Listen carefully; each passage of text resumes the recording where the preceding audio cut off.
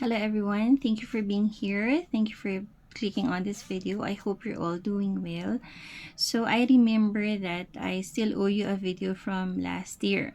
As per my last video in 2025, um, I told you about the dream I had regarding two Earths. And toward the end of that video, I remember mentioning that 2 days after that dream of mine, my son also had his own dream. And so I wasn't able to deliver. But I believe that everything has a reason and there's a time and purpose for everything. And so this is actually a very auspicious time to talk about that dream. I had been contemplating on that dream for some time after he told me about it, but I never really got it until just recently. So let's just jump right into the dream. So our house is located on top of a mountain for those who don't know. And so we have a pretty good view of the clouds from where we're at. And in the dream, in my son's dream, we were just heading out the door and about to walk on the road in front of our house. Now, this road was heading left and it was at a small incline. And actually, at the end of the road is also a split road. So there's one going up and one heading down. Now, in the dream, he says that we earlier had two visitors, a male and a female. Um, Sort of older in age, maybe around 30s or 40s, he said. So they're not his age. And they just got into their car and they were leaving already, and we were supposed to catch up with them, but we were not able to because I was lagging behind, and so we just had to go on foot just following them. Now, suddenly they just disappeared as we were looking at them at the end of the road. And when we got to the end of the road, the split road was gone. There was actually just a cliff where there was supposed to be a road. So he said he didn't know where they actually went.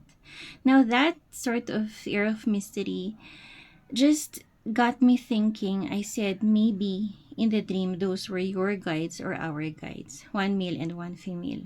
So there.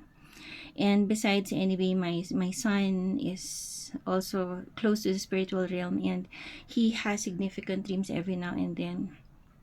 So there. Now, as we got to the end of the road, the time of day was nighttime.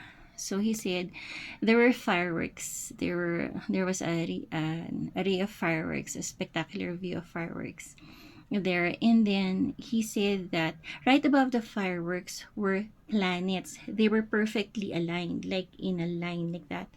So there. And then what I said in the dream, he says, is that, oh, 13 planets, they're complete, I said. And so when he told me about that dream, I told him, really? 13? Yes, mommy, you said 13 planets and they're complete. And so out of curiosity, I checked on any such thing regarding 13 planets. And I was very surprised. I was astounded, really. It was a very pleasant shock to me when I made a Google search about 13 planets. And actually, NASA records planets to be a total of 13. Now, aside from the 8 that we know, since Pluto is no longer a planet, there are 5 other dwarf planets where Pluto is one.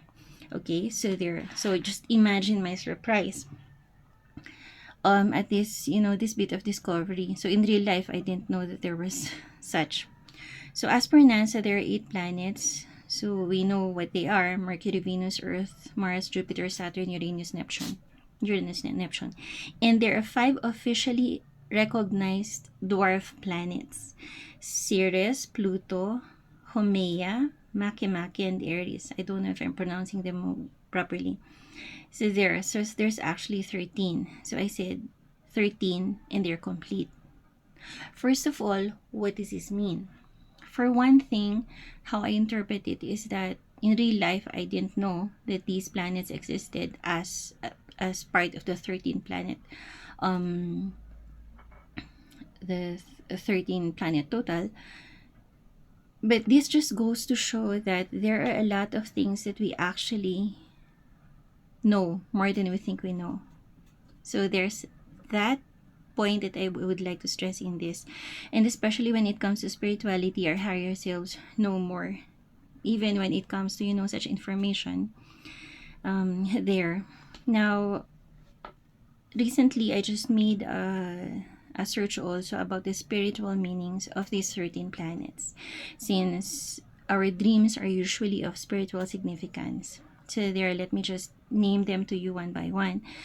I would like to start with the sun and moon, because even the sun and moon, as part of our solar system, have their own spiritual significance in our lives as human beings.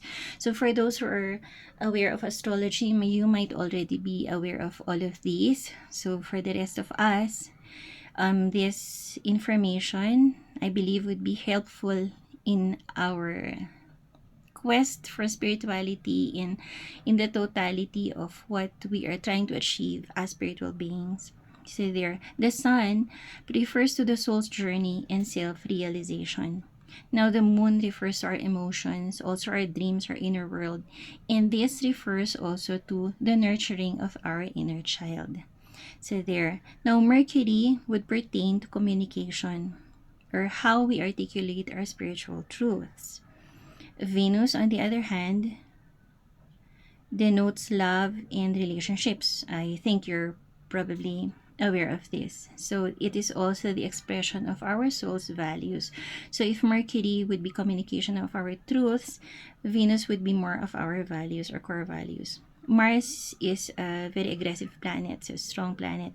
This is when this affects or influences us when it comes to taking action aligned with our own destiny.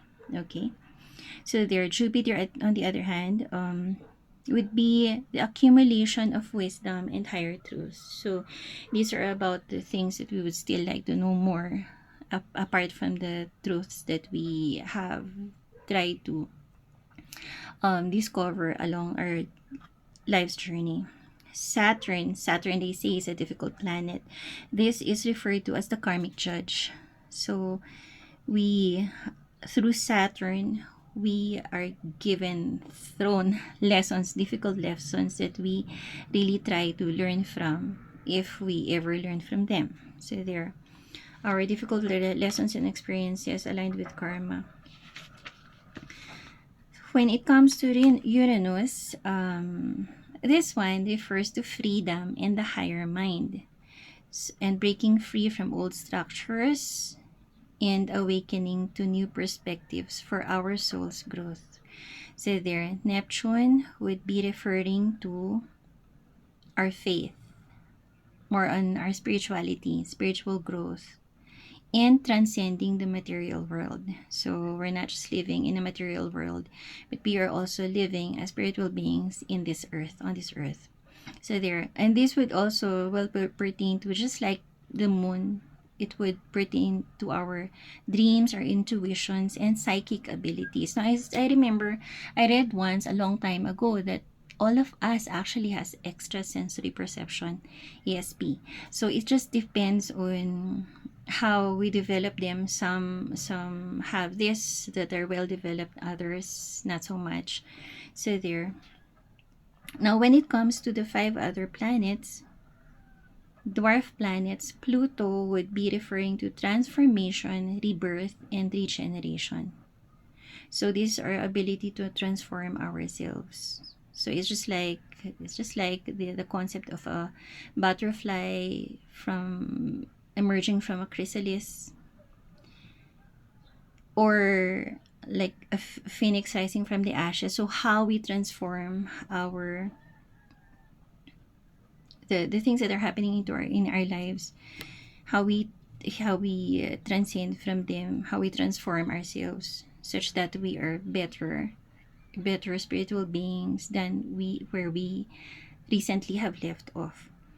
So their Sirius now is regarding nurturing self-care and honoring the cycles of life. Okay, so how we gracefully navigate through the cycles of life, how we try to release the cycles of our lives, like for example when we're no longer kids, and how we transform into like adults and leave the, some of the childish things behind, while still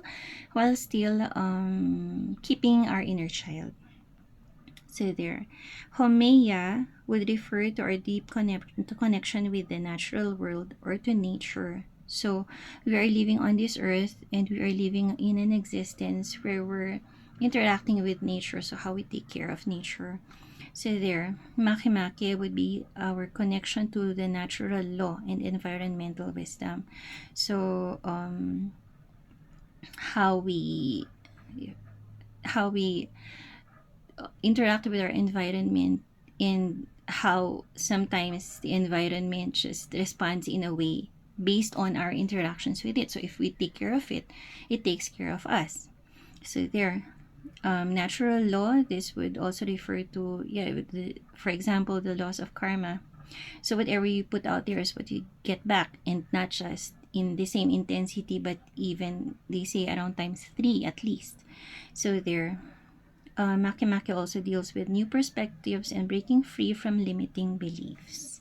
So there, and Aries would also be through art, would be talking about transformation through chaos.